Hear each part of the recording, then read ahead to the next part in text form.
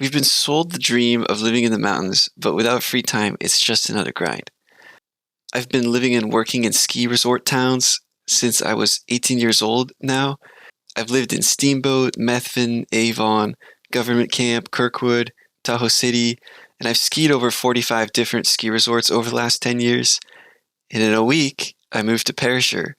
I hope to make it clear with this channel that it is possible to live and work where you want.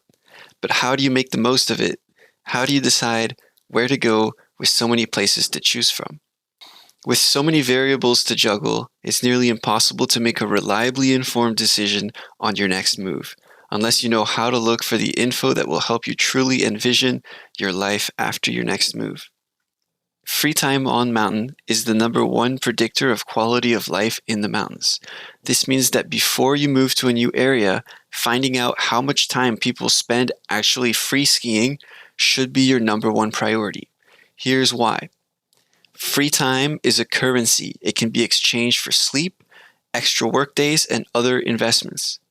If people in an area generally have more free time, they are more likely to have the time and resources to foster meaningful connections with their community.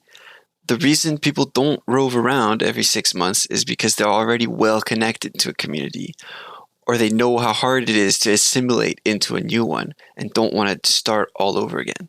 By moving to a resort with a wealth of free time, you have more opportunities to assimilate, which reduces your social isolation and risk of depression.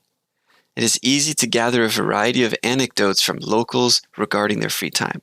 I'm not going to get into a tutorial on how to talk to people since you already do that for a living. Basically, people already like talking about their own free time and how they use it.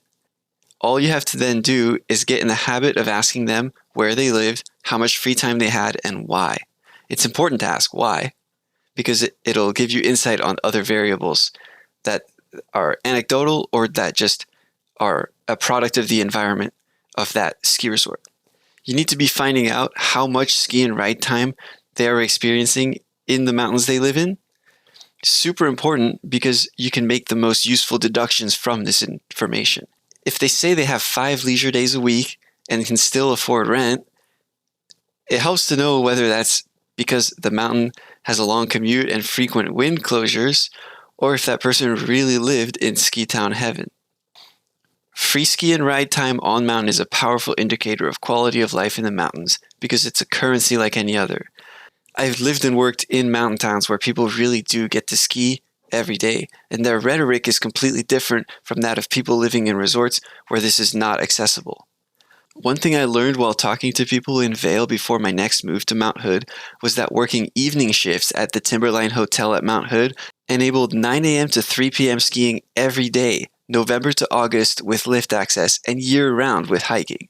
I would never have guessed without this useful small talk trick.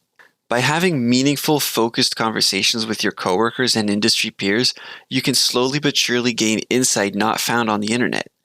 This is something that I have done to inform at least 7 moves over the last 10 years. I hope this helps. Thanks for watching, and check out my How Many Days Do You Ski video for another aspect of this idea. Subscribe, like, and maybe tell me if there's anything you do to learn about life in another resort through word of mouth.